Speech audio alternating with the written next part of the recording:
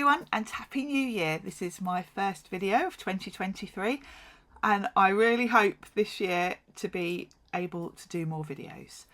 That's the plan. So for the first video of the year, I'm going to be using these Lisa Horton goodies that I've had for a little while and I've been itching to have a play with. You've basically got the number stencils, then you've got matching dies and embossing folders. So the detail you get on each letter once you've cut them out, letter, number, there are letters as well actually, is fabulous. So I needed to make a 50th birthday card, so I thought perfect, let's make a video. Now I must apologise for the lighting, it's so dark at the moment. I can't seem to get good photos or that great lighting on my videos. This isn't so bad, but photos are terrible at the moment. So I've popped some watercolour cards already into my Ulti-mate. This is the Lisa Horton Ulti-mate stencil tool, which is obviously perfect for using these stencils. They're designed to be used with it. If you don't have an Ulti-mate, you can use these stencils without. You would just need to draw some sort of circles inside the holes at the top, just to give yourself a guideline. Maybe do, you know, one at each end, and then you'd have to line up each stencil using those visually. If you've got the Sizzix stencil tool, check out my other videos because I have got a video showing you how to use Lisa's stencils in the Sizzix tool and Sizzix stencils in the Ulti-mate. So go and check that out if you don't have an Ulti-mate. So I've popped my watercolour card in, and then I'm just going to be using the 0 from this stencil. As you can see, this stencil's got 1, 2, 0 and 3 on it, and then I'll grab another one for the 5. So starting with the 0, I've got a selection of inks. You can just see a few there. I'm using Simon Says Stamp dye ink.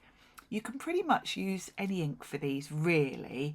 I would say you'll get the best result probably with more of a pigment ink or oxide, something like that, because they do blend better. These dye inks you will see initially look quite blotchy.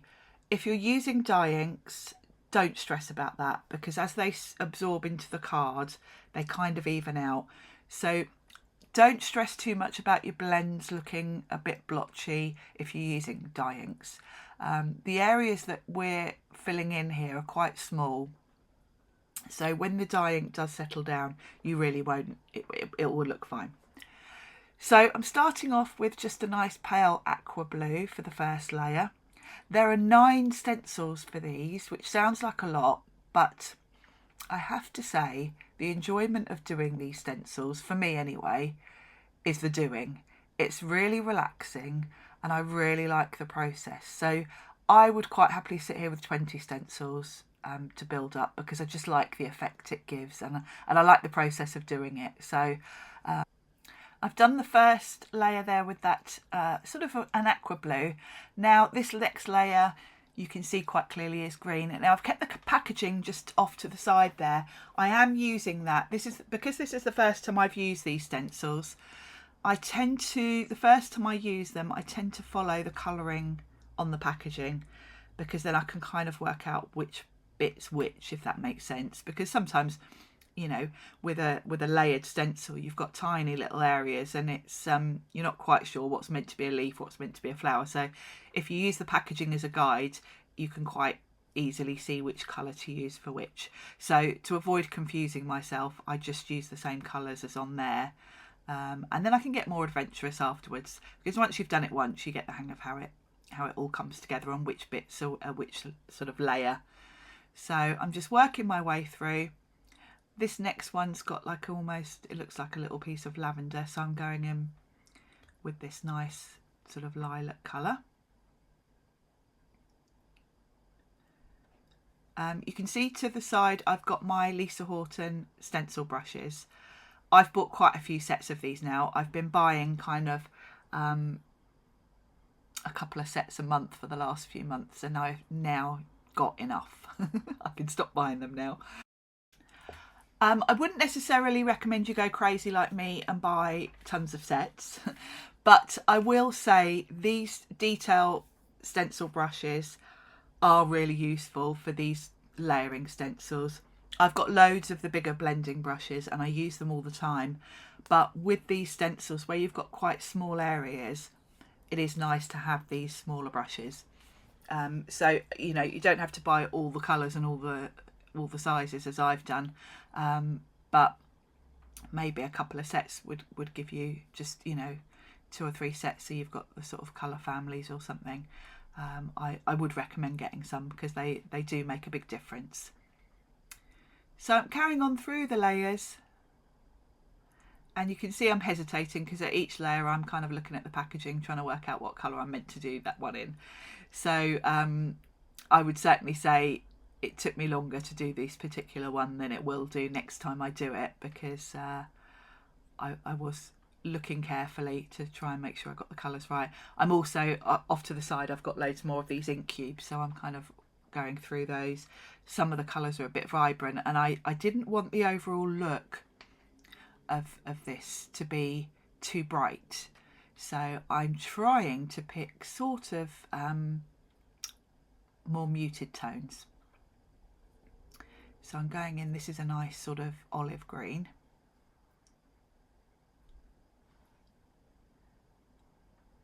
The other thing, I'm kind of hesitating a little bit because I'm looking at the packaging, is with these stencils it kind of varies depending on which one you're using.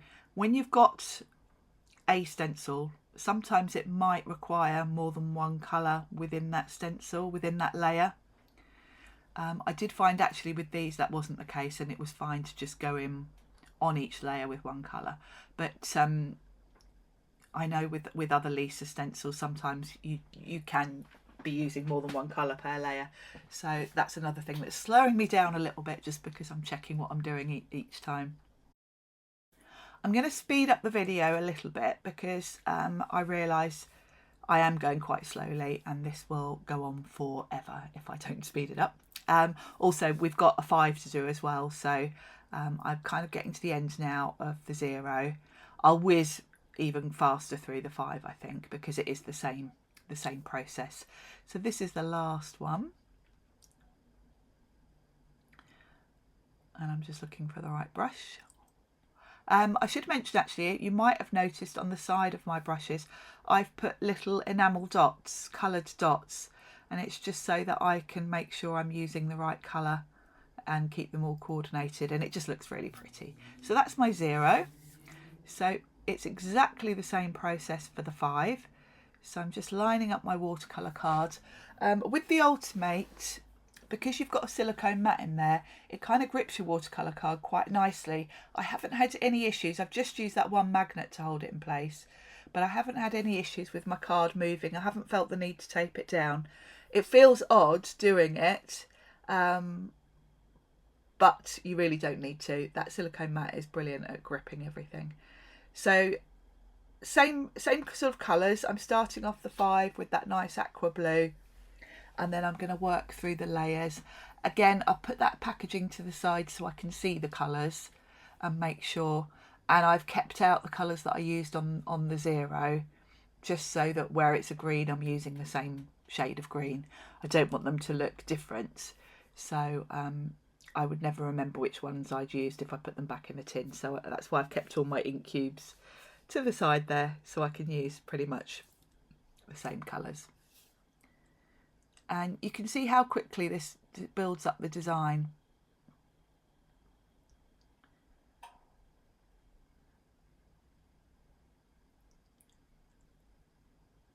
I'm just choosing the nice teal colour here. One thing I probably will do at a later date is go back in. The numbers on these stencils are kind of etched on. I might go back in with a black marker pen and just put them in a bit stronger, because it's a bit faint. So just the final couple of layers now. This is another green layer. And to mix it up a bit, I've used more of a yellow green for this one, just so they don't look the same.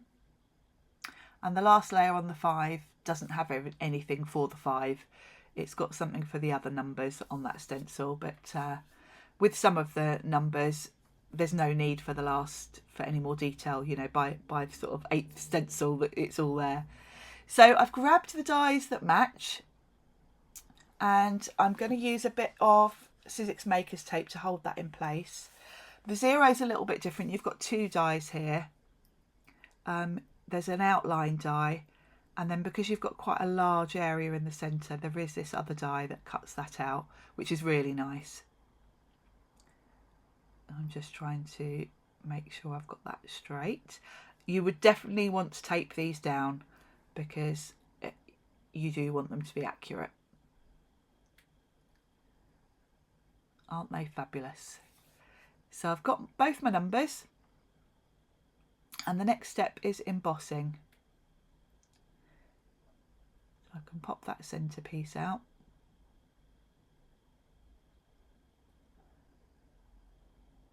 There we go.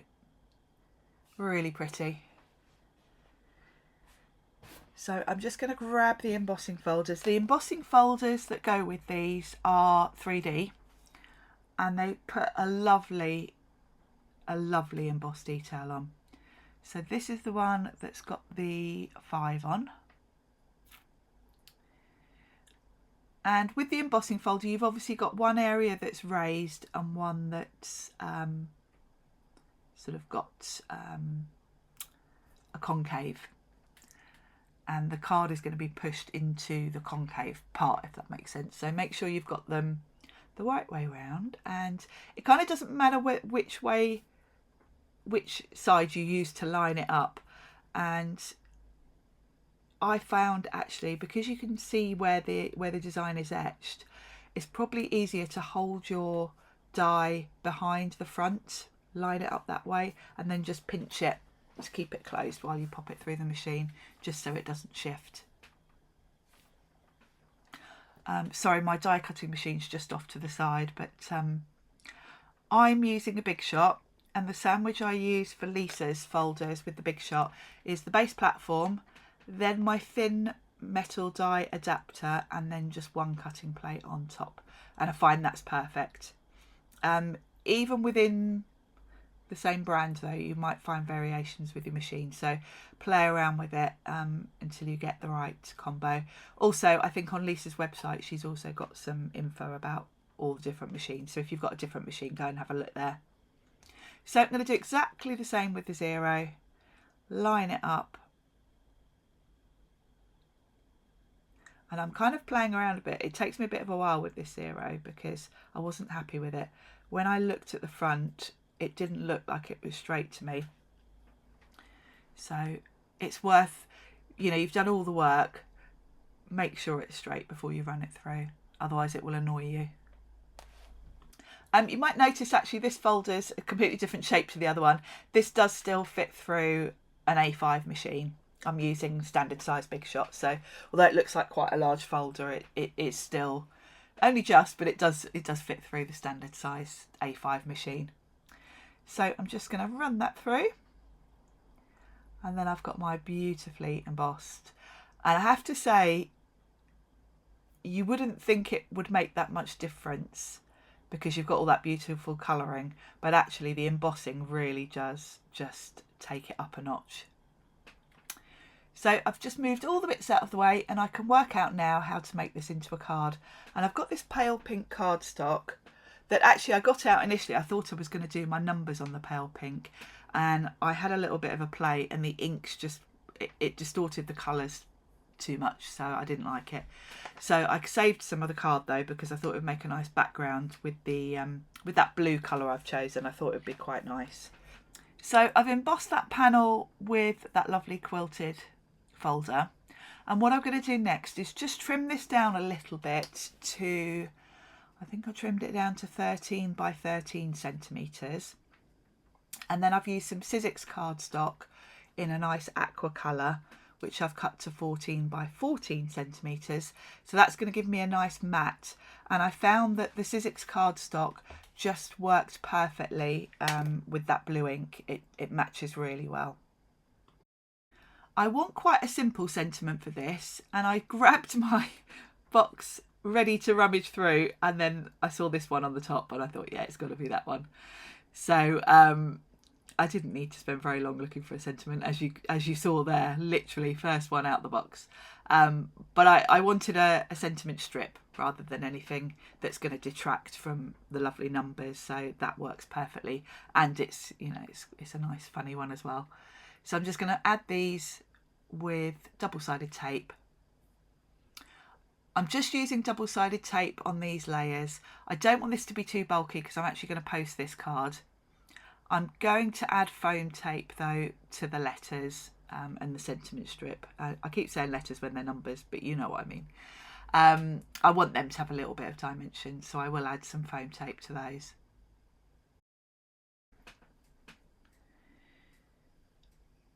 So that's going to go nicely on the front, and then I'm ready to pop my numbers. And I'm just going to work out the placement, and I've got that upside down, which would be a good start. And for the sentiment strip, I've got some Studio Light really thin foam tape, which is perfect for little sentiment strips like this. It's just wide enough, so I can use that, which is going to make that quick and easy. It's not really thick either. As I say, I'm going to be posting this card, so I didn't want anything really dimensional, but I do want this to just be raised a little off the card front. So for the numbers, you've got plenty of space to work with in terms of putting foam pads on the back. So I've got these round little foam pads that I can just pop in.